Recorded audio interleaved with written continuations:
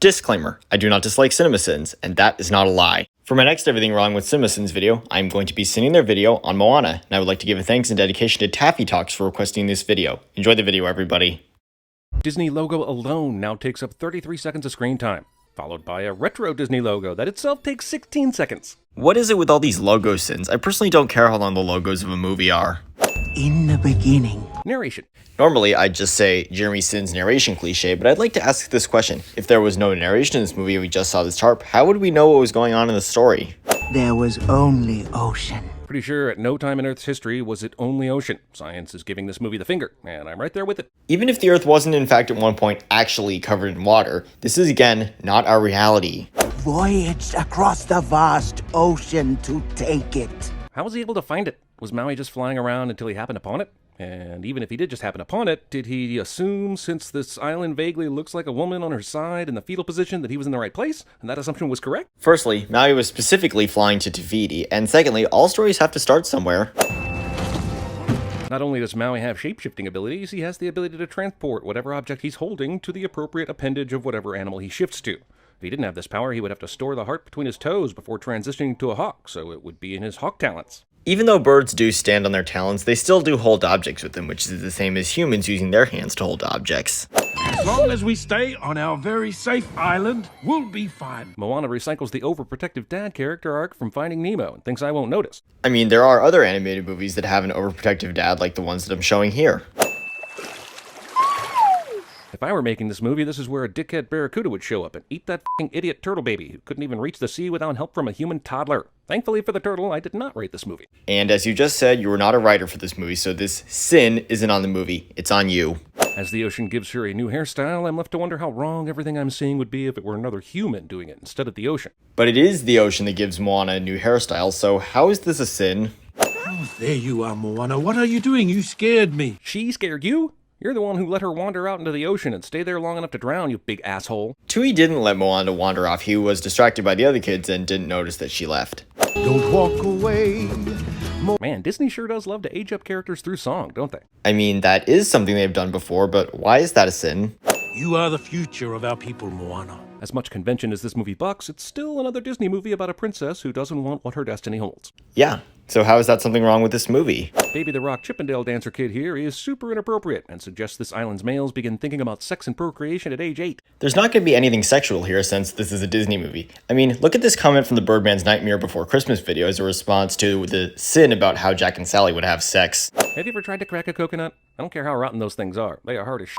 There's no way this woman could just pull this thing apart. But you just said it. The coconuts are rotten, and it's gotten to the point where they can just be pulled apart. Sure, we could. We fish beyond the reef.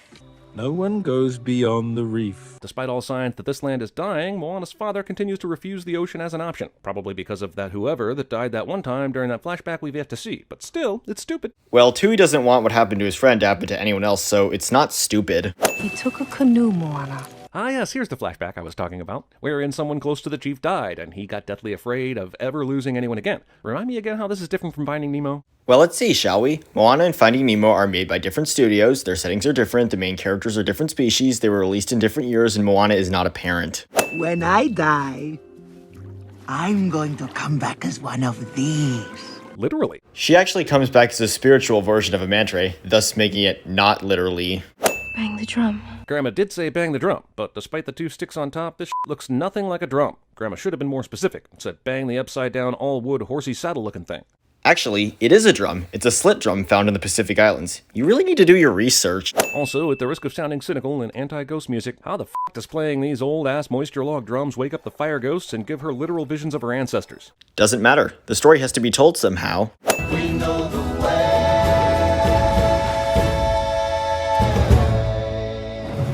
So basically this cave was an ancestral YouTube video waiting for someone to enter the cave, bang the drums, and then all would be revealed? Do I have that right? Yes, this was like a YouTube video.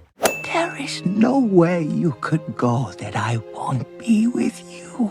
Hey, am I the only one that remembers a few minutes ago when this dying grandma could barely speak? Now she's an expositional fountain. One of the meanings of the word exposition is a comprehensive explanation of something, and what Tala said is not that. Movie doubles down on non-existent fishhook constellation. That constellation actually does exist. It's called Scorpius, and like in this movie, it's known as Maui's fishhook by people in Hawaii. Next stop, Maui. If her only indication of where to go are the stars shaped like a hook in the sky, then how is she supposed to navigate during the day? Keep in mind, Moana has never sailed a boat in her life. I mean, it is possible to see stars during the day. Maybe don't go sailing until you actually have sailing skills? Just a thought. I really don't understand this sin. In order to gain skills at something, you have to do that thing. Movie tries to make you think the character the film is named after just died, but movie is pretty delusional on that point, if you ask me. This is supposed to represent being knocked out, and I feel like you would know that since movies are a part of your job. Thankfully, the ocean storm deposited her in exactly the place she was hoping to find. What are the odds? Never mind, don't tell me the odds, I don't want to know. And this is because the ocean is a sentient being. Have you even been watching this movie? We can't play this song, but The Rock is a way better movie musical singer than Russell Crowe. But that doesn't mean he's good. He's at least on pitch. He's passable. And that's cinema. So you think he's a better singer than Russell Crowe, but not good enough? What? The Rock sings about killing an eel and burying its guts, and somehow a coconut tree grew from it. This movie is really playing fast and loose with evolution. Actually, there was a legend about a girl named Cinna who had an eel, who was actually the king of Fiji, transformed as a pet, and when he died, he was buried and grew into a coconut tree later on. You're welcome for all this info. Why is Moana enjoying this? She was legit angry a second ago, but a song turns her around? And this song? Is she even listening to the lyrics? This is the cockiest song ever. Honestly, this song is very good and catchy, and The Rock performed it amazingly. Maui's conscience is his tattoo. This is you just explaining something in the movie. Okay, look, I really enjoyed this movie. I did. But this odd monkey coconut pirate side quest is fucking crazy as balls, and not in a good way. I know we're dealing with gods and demigods, but I reject the notion that it means we also have to deal with monkey-like coconut pirates. I reject that firmly. First of all, why do you reject that? 2, this is not a side quest, just an obstacle for Moana and Maui to overcome. This is like the second time I've denied something you see as a side quest. Also, do those coconut monkeys fucking smell the heart of Tafiti? Is that how that works? No, it was because Moana was literally screaming that they should come and get it. Moana is suddenly Exci from the Kingsman movie. And Jeremy is suddenly referencing another unrelated movie. A wayfinder, you will never be a wayfinder. This ocean nubbin thing is really driving the plot. Yeah, it is something that drives the plot. So what exactly is the sin here? Look, I can get down with an all-knowing ocean helping Moana succeed. Not really, but for the sake of this sin, let's just pretend it's true. But I cannot get down with the same all-knowing ocean understanding the concept of a high five. Shit, why does Moana even understand what a high five is? I don't think that really matters to anyone. You're measuring the stars, not giving the sky a high five. Still confused as hell why you even know what a high five is. Next thing, you'll be fist bumping and elbow pounding like Mark McGuire. But we did see Mini Maui doing a fist bump with Maui when he started to sing You're Welcome. My people didn't send me. The ocean did. The ocean. Makes sense. You literally watched the ocean put her in the boat a few times. That's not what Maui is saying. He believes that Moana was not the right person to return the heart, and he is thereby chastising the ocean for choosing her. You know, the realm of monsters is a lot less scary when you realize it's also the realm of Ex Machina, because Maui basically ignores her down here, yet she frequently doesn't die. But the solutions to these problems are being presented within the movie, so I would not call these Deus Ex Machinas. Buried within this batshit insane shiny crab song is the character detail that Maui's mother tossed him in the water. Holy f***, that's dark. Jesus. Yes, it is pretty dark, but you're just pointing something out on the screen again. Hey! Hey! Did you like the song? Not particularly. It would have been better if it were Brett McKenzie. First of all, no one cares. Secondly, that song was great, and Jermaine Clement did a great job singing it. They threw me into the sea. Like I was nothing. Yes, the movie is repeating this super horrible backstory, but it's also super horrible. Kind of too heavy for this light of a... Well, there are a lot of other animated movies that have dark things in them. Movie decides to spend time with Maui's tattoos, basically to save money on the animation budget for a while, since nothing these tattoos show us seems to matter. Yeah, they do matter. For example, Maui's tattoo about him lassoing the sun is what gave Moana the idea to convince Maui that he'd be a hero if he returned the heart. And also, like you said earlier, Mini Maui's a tattoo, and he's Maui's conscience. After one 5-minute confidence-boosting conversation, Maui is able to properly use his hook again. This seems to be just you explaining what is going on in the movie. I mean, sure, he's bonded with Moana a tiny bit lately, but still, why did Maui agree to risk his life on this quest again? This looks dangerous as f***.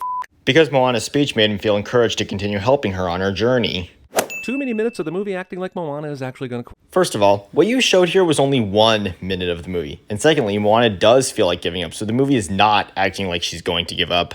What is that? A giant, ghost-looking electric blue manta ray? Why, my grandma said she'd return as a manta ray. Is it possible that... I don't dare hope that... You seem to be just saying what Moana is possibly thinking here, not pointing out something wrong with this scene. You're a long ways past the reef. Ghost Grandma pulls a Dream Clooney from Gravity, and I am not pleased. But in this movie, Tala looks spiritual, and in Gravity, George Clooney does not. Ghost hugging. Moana and Tala are embracing here, so how exactly is hugging wrong here?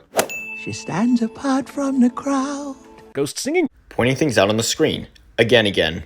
In preparation for this stunt, Tom Cruise actually swam down this distance to retrieve a mock heart of Te-Fiti, but was shocked to learn he'd been recast as a teenage female and lost the part to an authentic island actress. Jeremy says something random cliche. Movie totally rips off the odd parting of the sea thing from Prince of Egypt. Actually, the water parting in Prince of Egypt is different than the water parting in this movie. Also, movie's climax basically rips off the Black Widow lullaby from Age of Ultron. This actually is something done in both other movies and in Polynesian nations. And here's the end result, everybody. This in total was 151, and the sentence will be Cursed Journey. Thank you for watching, everybody, and have a nice day.